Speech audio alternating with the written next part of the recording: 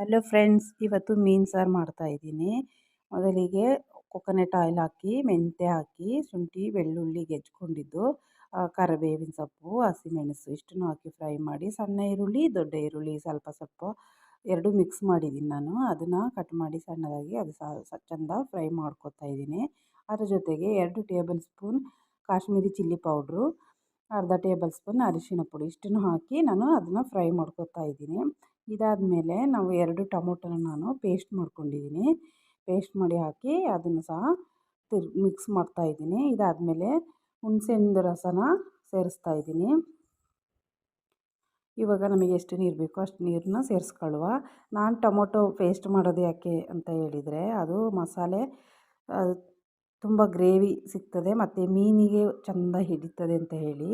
ಬಾಯಿಗೆ ಸಿಗೋದು ಚೆಂದ ಇಲ್ಲ ಟೊಮೊಟೊ, ಅದಕ್ಕಾಗಿ ನಾನು ಈ ಥರನೇ ಮಾಡ್ತೀನಿ.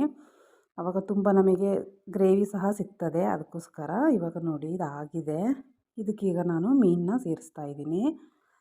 ಮೀನನ್ನ ನಾವು ಸೇರಿಸಿದ ಮೇಲೆ ಸ್ಪೂನ್ನ ಹಾಕಿ ತಿರುಗಿಸ್ಬಾರ್ದು. ನಾವೊಂದು ಬಟ್ಟೆ ತಗೊಂಡು ಈ ಥರ ತಿರುಗಿಸ್ಕೋಬೇಕು. ನೋಡಿ ಈ ಥರ ತಿರುಗಿಸ್ಕೊಂಡ್ರೆ ಸಾಕು. ಇದನ್ನೀಗ ನಾವೊಂದು 2-3 ನಿಮಿಷ ಬೇಯಕ್ಕೆ ಬಿಡುವ. ಇದಿವಾಗ ನೋಡಿ ಚೆಂದ ಬೆಂದಿದೆ.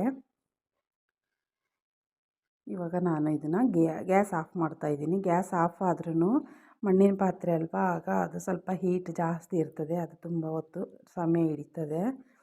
ಇದಾದಮೇಲೆ ಅದು ಮೇಲೆಗಡೆ ನಾನು 1 ಸ್ಪೂನು ಕೊಕೊನೆಟ್ ಆಯಿಲ್ನ ಸೇರಿಸ್ಕೊಡ್ತಾ ಇದ್ದೀನಿ. ಲಾಸ್ಟಿಗೆ ಈ ಥರ ಸೇರಿಸಿದ್ರೆ ಚೆಂದ ಫ್ಲೇವರ್ ಇರ್ತದೆ. ನೋಡಿ ಇವಾಗ ಮೀನು ಸಾರು ರೆಡಿ. ಈ ವಿಡಿಯೋ ಇಷ್ಟ ಆದರೆ ಲೈಕ್ ಮಾಡಿ.